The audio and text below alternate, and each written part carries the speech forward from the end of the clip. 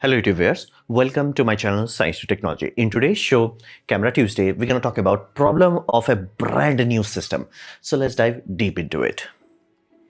Now, what do we mean by brand new? There are two types of new. First is new to you versus new launch. For example, A75 would be classified as new because it was launched as in like announced, not like physical hardware in your hand, like announced on December 2nd, 2025, and it is March 2025, 2026. So it's an under 6 month. So let that be very clear. I'm not talking about equipment that is new to you. For example, if at this very moment you bought A7 Mark 5 or Alpha A1, those camera has been out for quite some time. So they will be new to you, but they will not be new. I'm not talking about that sort of system. So not new to you, brand new. And generally the time frame where this is the most frustrating, the most problematic time, that is generally 6 months from official launch. Generally, if it's a good company, you should not have any issue after 6 months, but generally you would expect a lot of issue in 6 months. So that is there. And how can you verify it? And let that be forget, this applies to both things, camera and lenses. Firmware generally has something simple, as in like version 1.0. So if it's a 0.0, yeah, it's new. Generally, you will never get any. And again, let that be very clear. As camera gets into production and all that, like A7 Mark 5, I'm pretty sure A7 Mark 5 that is being packaged right now, they will have a different firmware rather than 1.0. I got a 1.0, then I had to update it, and then my problems are solved. The new ones will not have that issue. And again, if you buy A7 Mark 4, that already has like 1.6 or 1.7. So that's why if the version number in that system and there is no update available, yeah, you are in the new category. And people generally, the easiest way to use YouTube to figure out, there won't be any long hands-on, meaning I have used it for a month, I've used it for 2 months, those sort of hands-on long-term video won't be there, and full user guide would be missing. This is one thing you have to understand. Modern cameras are complex AF, meaning I'm coming from a basic DSLR Canon 800D, which again, if you give it to someone who does not know enough about it, they will be freak out. But that looks like an easy peasy. This camera fights with me. I'm not joking. Like I'm setting like, okay, what if I change the aperture? Other value changes, even though all are set into menu. No, it automatically changes. It's like it fights with me. But again, I have to study the whole manual and then do the whole analysis. Why it's fighting with you? What setting is triggering that sort of behavior response? So it's the reality of it. If you're getting into camera of this magnitude, yeah, it's gonna have a lot of problems. You have to understand what is the difference between GOP and all eye. You have to know that. So this would be easiest indicator for you that, hey, you're not buying a new camera that is new to you, you are buying a brand new camera. So basically look at the launch date of the camera, that will, and generally the 6 month. If you are under 6 months, you are looking into brand new equipment. So first issue that you will face, like that, it's not like it could happen, might happen. No, it will happen, is raw file. Now, raw file is full sensor data. What does it mean? That simply means you are actually getting the black and white data, because right now we do not have the technology to make silicon that can tell you the color. So what we have is a black and white sensor. And what is that silicon? That actual silicon does is just tells you the intensity of light. For example, if it's a 10-bit sensor, it will just tell you, hey, the photons that are falling on me, is it like, 0 or 124? Where is it? Like just the brightness of the pixel. So like, wait a minute, that's a monochromatic sensor. Yes, all color camera are monochromatic sensor. So what do we do is put a Bayer filter on top of it. Now this filter filters the colors of light. And so your sensor is still black and white, but there is a color filter. Apply these two numbers and tada, that's your rendered image. That is your color image. So it has to, basically the camera has to do a lot of algorithm. What does it do? Pixel number 1, okay, cool. Pixel number 1 is giving you this intensity, what we call raw tone. Okay, it gives you this much data, let's say 25% bright. Okay, what color? Compensate that data with, okay, this is red pixel. Cool, awesome. But here's the deal, that pixel will only go into red channel. Great. Here's the, it will do with all the pixels. So you will have red, green, blue, green. Like, wait a minute, why there is double green? Our human eye is double sensitive to green. We evolved as a for our evolutionary reasons, green sensitivity was very optimum. So if images have perfectly balanced, it looks off. If it has like green exaggeration, it looks good. Now let that be forget, this was a big issue in the early days, like when you have to have like a VGA resolution. Now enough high megapixel is there, that does not matter. But this is like, carry forward, like we always do this. So your color resolution is 50% green, 25% red, 25% blue. But here's the deal. That's red, blue, green. Your real world pixel will never be red, blue, green. It will always have a mixture of all these three. So first you have the black and white data, then that black and white data creates three color channel data. Then those three color channel data has a lot of empty space that has to be filled in based on the color mathematics. Yeah, that's the debayering algorithm. All of that data is done by your JPEG. So whenever you hear people say, JPEG engine, like Fujifilm has very good JPEG engine, Nikon is also very well known. They have very good JPEG engine. So this processing is done in the JPEG engine. You get the JPEG file. RAW gives you all this file. Take it. So now your application, whichever is trying to play it, be it Lightroom, Darktable, Snapseed, whatever have you, they have to process all of this. So that's a very big issue. And that's, mind you, for per pixel, it has to do all that calculation. So, and it's unique to per camera. Every camera is unique. I used to think, it's a Canon all, Sony all, Nikon. No, every goddamn camera is different. Every single one. And again, that's a big ass hassle, meaning you have to check whether your specific module is actually supported or not. So why is that? Well, there are a lot of sub data. For example, if I give you this all data, you would not know how you're supposed to decode it. What is the Bayer pattern? Because Bayer pattern of Sony and Nikon and Canon are same compared to Fujifilm. Fujifilm have X strands. So the Bayer pattern is different. You do that, it will look ugly. So you need to know where would you store that data. So noise pattern. Every sense, if you look at this black and white data, it's ugly AF, very noisy. But there are two types of noise. First, organic noise, that will happen because of the temperature. Second would be electrical noise. So all of those things, camera knows what to do with it. So that noise pattern data is in your raw file. Dark pixels. IHS pixels are generally covered with black masks. So those pixels are black. Why? That's almost like a temperature sensor. So for example, if you are shooting in the summer, your camera is hot, those black pixel will create a noise signature. Camera algorithm takes it, this is the noise signature. Remove this signature from the base tonal data, noise reduction. And it's based on the actual on-site temperature of it. So dark pixel is their noise pattern and Bayer systems. And again, let that be very clear. If I look into the actual mathematics of it, it's like 10,000 pages of data. That's why your raw files are huge. Lot of data is there. So how the heck Adobe deals with it? They need time to make up raw. For example, when I bought my first serious camera, Canon 800D, I could not open the file. I was like, yeah, your boy is gonna, like, this is long ago, like, goddamn, I'm old. 10, 12 years ago. Holy time, 15 years ago. Canon 800D was announced. I bought it. I was like, yeah, your man is gonna be serious, man. He's gonna shoot in RAW and everything is gonna be fine. And I'm like, not a single application could open it. I could view it. There were some viewers that could view it, but they could not edit it. Because then I realized Adobe has camera raw support. In that camera raw support, you have to wait for the camera to be updated. Like A7 Mark V RAW has been added, but it's partial support, meaning they have partial and full support. Yeah, I'm pretty sure one more update it will be like, fully supported, but right now it's not there. I'm trying. I can open in Photoshop, but can't open in Lightroom. So Adobe does require raw ID to be made. And depends on the company. Some companies are wise. They are like, okay, they work with Adobe behind the scene to make sure that day one launch, you can play the file. But again, you do require to update. Others are like, we launch it, wait for a few months. That's why I keep hearing all the YouTubers and like, I cannot process the raw. Yeah. And many open source and free systems flat out will not work. This is another problematic part that you have to be aware of it. For example, a lot of people like, okay, sir, you should try Darktable and all that. Yeah, does not support it. Flat out. A7 IV, that's it.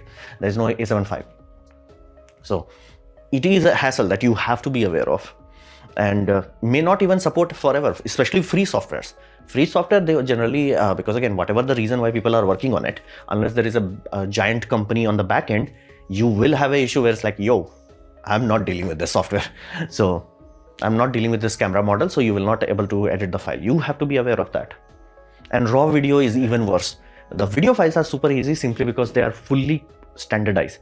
Container is standardized, frame inside is standardized, how the frame is compressed, that's why you hear about the H.264, H.265, all those are standardized. You do not have to worry about it. The moment you do raw video file, same thing applies, good luck.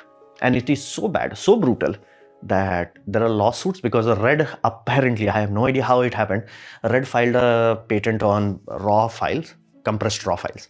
And again, there should be patent for the algorithm used. That's the very mathematical complex. Somehow Red has patent on that action itself.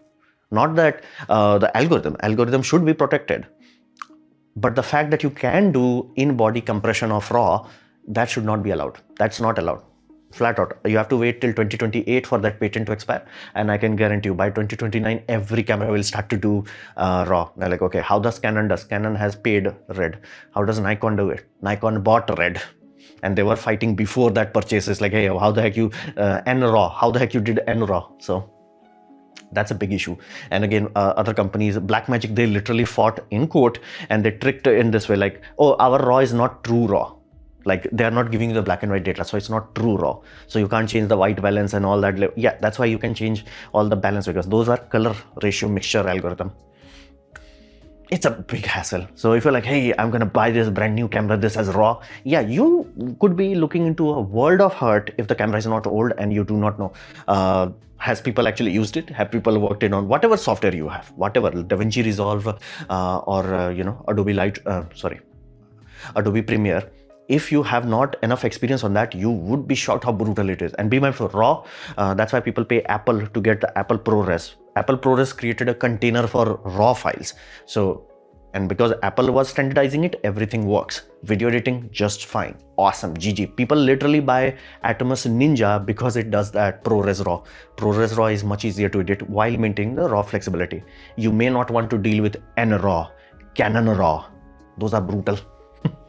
So you have to be mindful of it. You will look into this. If you're buying a brand new camera, you will have to face this. So please shoot a RAW plus JPEG. Now, that's a known scenario. What about bugs? Now, bugs, everything works in lab, everything fails in reality. That's normal life. Ask your programmer friend, ask your engineer friend. This is the reality of existence. Everything works in lab, nothing works in real life. So now, what sort of issues we are looking at? It could be something annoying to work stop. For example, you could reach a scenario where it's like your camera is supposed to work, but it's not working and you're losing pay. And it has happened. Like, for example, Canon R5, Canon R5, if I'm not mistaken, when they came out, it had a very lame protocol where it was like, it was not detecting the temperature of the sensor, as in like the SoC, it was counting. It was literally running a counter. So once the counter reached a point, it would block your camera. It's like, no, you can't shoot. It's like, sir, it's cool. I put it in a refrigerator. It will not change it because it was based on counter rather than based on the sensor. And again, the reason why Canon did that was simply Canon was like, hey, our super duper expensive camera should be garbage in video because you have to buy hyper duper ultra pro max expensive C series camera. Only those should be able to do video. But enough backlash happened that they're like, okay, we'll update it based on the actual feedback data. And even then they were like, no, it will overheat in 5 minutes. It's like, no, make sure it overheats after 20 minutes. Then they did it. But they're like, okay, it will overheat and all that. So a lot of people suffered a lot. And that's why I'm so shocked. Like, a lot of people are like, oh, A7 Mark V is not giving RAW. I'm like, A, there is a patent issue. B, we had this. We had this in a camera that does not have a cooling fan. It's useless. So 8K RAW, we had it. Like, people forgot like how long ago we had 8K RAW. And it's like, open getter. Yeah, we had it. It's just useless. Especially if your camera fries itself. So again, some bugs could be minor inconvenience. Other bugs could be like brutal. So, and it's normal to get camera bugs that will remain unsolved for 6 months. If it's a bad company, 1 year. But again, if any bug remains, it's not a bug, it is the design itself. So it could be something as simple as camera overheating to Wi-Fi not working, which was an issue with mine. But again, it was not a camera issue, it was card issue. So I bought this hyper duper expensive basically Sony Tough C Fast Express Type A card 1920, which again, it's only 1.7 terabytes. Hyper expensive. It's more expensive than a basic laptop. Decent laptop, it's more expensive than that. And then again, my Wi-Fi started to work. Turns out it was the problem of the camera. Camera created a firmware update, problem solved. Now even with my basically a card of Angel Bird, it works. So again, camera overheating issue, that would have been brutal. Wi-Fi issue, again, if I had laptop, I would not have cared about it, but I did not have a laptop, so I decided to buy this, which now I am like frustrated, but such is life. And autofocus mode, Nikon is very, very brutally messed up Z5 with basically their advanced sports autofocus mode was disengaging inherently. So you're like, disconnected, lol. So it's a normal sort of scenario, and sometimes you will get some ugly things like boot loop, meaning you turn on, camera will start, and then it's like camera error, turn power on and off. Cannot access this memory card, insert another card. Error 30 and error prevented shooting, turn the camera off and on again, or reinstall the battery. Again, if you live long enough with cameras, you will see all of this. Ideally, this will happen rarely, and brand new camera, they happen often. So again, I've already gone through this A75 third-party card support. I'm like, now I'm stuck. Like, I bought so expensive, and again, don't ask me like why I bought the most expensive one. This was the cheapest per gigabyte wise. This was the cheapest. So, and yes, it is cheap enough that if even against Angelbird does not even sell anything above 1 terabyte in India. Type A one, Type B is available. Type A is not. So these bugs will be there. So what does it mean for you? First, you have to understand this is unavoidable. If you're dealing with camera equipments, you have to be ready for this. So if you're upgrading for work, keep your old camera as backup. It's much better. Like, again, you will not like, if you're in a shoot scenario, having anything is better than having nothing. So make sure your old equipment is always there. And if you're like, hey, no, I have to sell my old equipment, then I'll have the money, then I'll attach it, wait 6-7 months, wait. Second, work tool, don't go for brand new one. For example, if you're just starting out, okay, I'm going to start out, do not buy brand new tools. And again, the same applies for video editing computers also. Do not buy the latest and greatest. Wait at least 6 months or buy one generation back. For example, if right now, let's just say RTX 50,000 series GPUs are the hot new thing, unless it's old, as in like right now it's old enough. I'm pretty sure 8-9 months has passed. Don't buy that. Buy 40 series. And again, a lot of people say, oh, but latest and greatest. No, trust me, people have learned the hard way that if you're dealing with serious workload, meaning this machine must work in order to pay your bills, make sure it's one generation behind, one generation.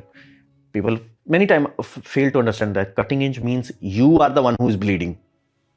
So do not go for the brand new one. And if you have the tool, please test the whole workflow. For example, how can you deal with a raw file? For example, a lot of people nowadays is like, okay, there are shooters who are shooting the wedding, and there is a person who is sitting in the central spot who is managing all the files and doing rough edits in the iPads. Can you do that with your new camera? Test it, especially with video. So be mindful, the editing pipeline. Does it there? Is it there? Is it working? So all of that.